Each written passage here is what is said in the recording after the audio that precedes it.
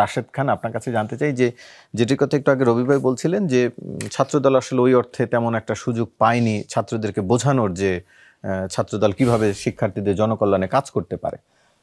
সেই বিবেচনায় যদি ধরি, আপনার দলের প্রার্থীরা তো ছিলেনই, কিন্তু আমি যদি আরেকটু অন্য দলের হয়েও জিজ্ঞেস করি, জুলাই আন্দোলনে তো সম্মুখ সারির যোদ্ধা যারা ছিলেন, বাকশাসের যারা নেতা, কাদের বাকের, তারা তো একেবারে ঘোষিত সম্মুখ সারির যোদ্ধা ছিলেন, আপনারা সবাই ছিলেন।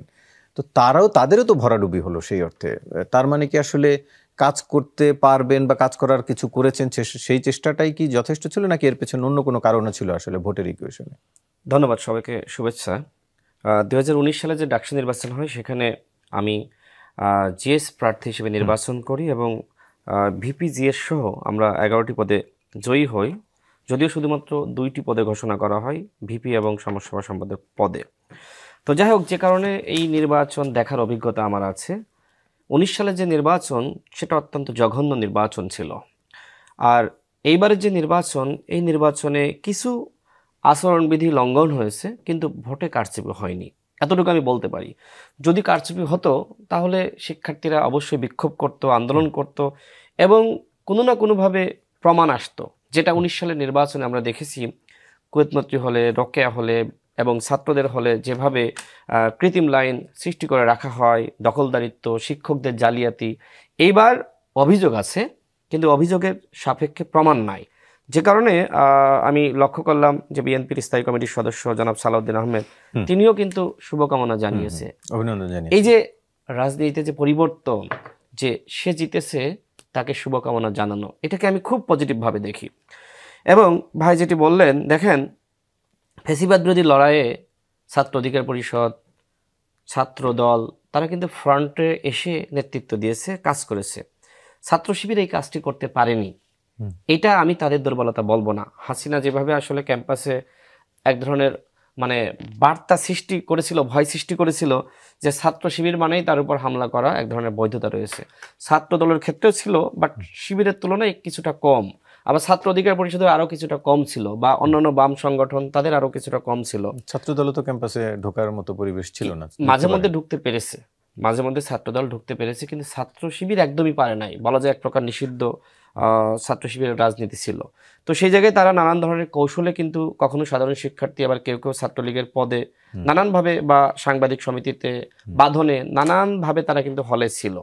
তো এই জায়গায় যে সুবিধা হয়েছে সেটি হলো ছাত্র শিবিরের সমর্থিত যে প্যানেল, সেখানে যিনি আপনার ভিপি এবং জিএস হিসেবে ক্যান্ডিডেট, তারা কিন্তু এই হলগুলোতে সাধারণ শিক্ষার্থীদের সাথে এক ধরনের সম্পর্ক তাদের ছিল।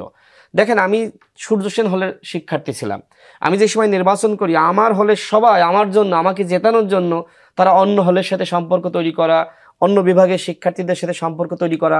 আমার হলের মোটামুটি প্রায় 1500 শিক্ষার্থী আমার জন্য কাজ করেছে। অর্থাৎ হলে থাকলে এই সুবিধা হয়। ছাত্র দলে যারা ছিল তাদের জন্য এটা আসলে কাজ করে নাই। যেমন আবিদ সাহেব, তিনি হলে থাকতে পারেননি, এবং অন্যান্য হামিম বলেন বা তাদের এজিএস প্রার্থী মায়েদ, তারা কিন্তু হলে থাকতে পারেননি। তো এই জায়গায় তাদের গ্যাপ। তবে তারপরেও বলতে হয় যে অল্প সময়ের প্রস্তুতিতে ছাত্রদল এই নির্বাচনে ভালো করেছে।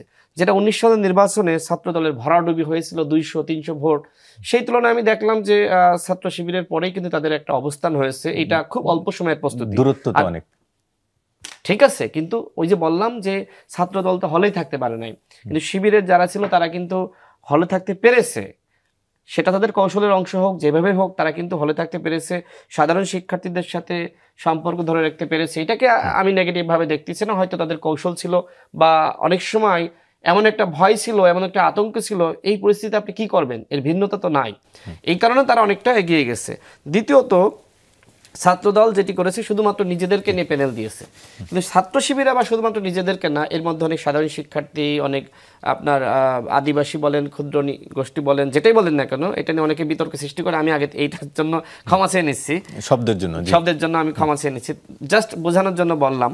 তাদেরকে এখানে জায়গা করে দিয়েছে, যারা প্রতিবন্ধী তাদেরকে জায়গা করে দিয়েছে, এইভাবে তারা একটা সম্মিলিত প্যানেল সৃষ্টি করেছে। এবং সত্যিকারই সাধারণ, জি, তারা কি সত্যিকারের সাধারণ শিক্ষার্থী? না, কিছু কিছু সাধারণ আছে, কিছু কিছু সাধারণ শিক্ষার্থী আছে। এবং ছাত্র শিবিরের একটা কৌশল দেখেন, তারা আপনার ভিপি এবং জিএস প্রার্থী, দুই পাশে একজন নারী প্রার্থী, সে কিন্তু মাঝখানে তাকে বসিয়েছে। এর মাধ্যমে যেটি হয়েছে যে নারী শিক্ষার্থীরা তারা কিন্তু ওইভাবে ছাত্র শিবিরকে যেভাবে আগে দেখতো ওই ধারণা কিন্তু বদলে গিয়েছে।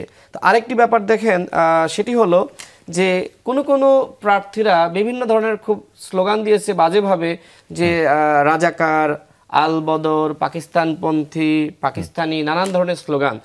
হাসিনার বিরুদ্ধে যে মুভমেন্টটা আমাদের গণ অভ্যুত্থান, কেন রাজাকারের বাচ্চা বলার কারণে ঢাকা বিশ্ববিদ্যালয়ের শিক্ষার্থীরা কিন্তু এইটা ভালোভাবে নেয়নি। যারা এই ধরনের স্লোগান দিয়েছে ভুল করেছে, নিজেদের ক্ষতি করেছে। এবং কিছু কিছু অতি কথন বলেন, অতি বক্তব্য বলেন, এগুলো কিন্তু এই যে আবিদ, যে ছেলেটা সংগ্রামী ভূমিকা রাখলো, অন্যের বক্তব্যের কারণে কিন্তু তার উপর এক ধরনের ইম্প্যাক্ট তৈরি হয়েছে। দ্বিতীয়ত দেখেন যে সকালবেলা সমস্ত গণমাধ্যমে একটি সংবাদ ছড়িয়ে পড়লো যে আবিদ আচরণবিধি লঙ্ঘন করেছে। এরপরে কি হলো? এরপরে যেটি হলো যে 12টা পর্যন্ত এরকম চলতে থাকলো। সাধারণ শিক্ষার্থীদের হাতে মোবাইল নাই, তারা কিন্তু দেখলো যে আবিদ তো তাহলে আচরণবিধি লঙ্ঘন করেছে, ওকে ভোট দেওয়া যাবে না। একটা নেগেটিভ ইম্প্যাক্ট কিন্তু ছড়িয়ে পড়লো, এই জায়গায় সে ক্ষতিগ্রস্ত হয়েছে। আরেকটা বিষয় বলে দেখেন, আমাদের প্যানেলের যিনি আসলে মানে আমাদের ছাত্র সংগঠনের ভিপি ক্যান্ডিডেট ছিলেন বিনিয়ামিন মোল্লা, সে 4 বার কিন্তু জেল খেটেছে। এমনকি আপনার কন্ডেম ছেলে 6 মাস ছিল, তার ক্যারিয়ার স্যাক্রিফাইস করেছে। সে, তার নামে 11টি মামলা।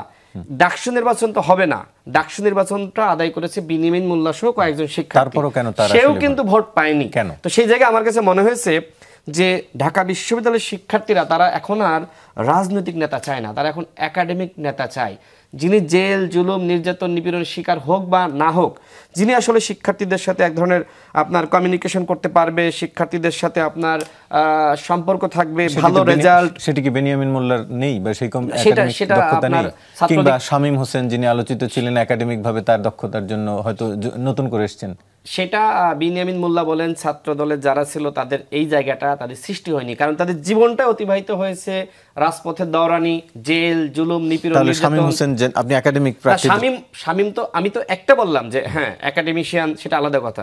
শামীম তো শুধুমাত্র এই অল্প কয়েকদিনে সুন্দর বক্তব্যের মাধ্যমে ভিপি নির্বাচিত হবে, এটা তো অনাকাঙ্ক্ষিত। কিন্তু আমার কাছে মনে হয়েছে যে একটা সময়, যে সময় মাহমুদুর রহমান মান্না ভাইরা ভিপি হয় বা সেলিম ভাইরা ভিপি হয়, জি জি জি বলেন, শেষ করেন। জি জি জি, একটু শেষ করেন। সেই সময় দেখবেন যে এই ক্যারিয়ার স্যাক্রিফাইস, জেল, জুলুম, নির্যাতন, নিপীড়ন, এইটাকে 1 নম্বরে দেখা হতো। কিন্তু আমার এই নির্বাচনের যে অভিজ্ঞতা, আমার কাছে মনে হলো যে এইটাকে আসলে শিক্ষার্থীরা 1 নম্বরে দেখে নাই, বরং শিক্ষার্থীরা মনে করেছে যে কার একাডেমিক রেজাল্টটা ভালো, কে আমাদের জন্য আসলে কাজ করতে পারবে, আমাদের সাথে সম্পর্ক কার, এই চিন্তার জায়গা থেকে যাদের আসলে ত্যাগ তিতিক্ষা বেশি তাদেরকে কিন্তু ভোট দেয়নি। আমার কাছে মনে হচ্ছে আরেকটি বয়ান কিন্তু ক্যাম্পাসে ছড়িয়ে দেওয়া হয় যে ছাত্রদল যদি ফিরে আসে তারাও তো ছাত্রলীগের ভূমিকা অবতীর্ণ হবে। এটা কিন্তু শিক্ষার্থীদের মধ্যে কিন্তু এক ধরনের ভয় সৃষ্টি করেছে, নানা ধরনের নেতিবাচক একটা প্রপাগান্ডা এই নির্বাচনে কাজ করেছে।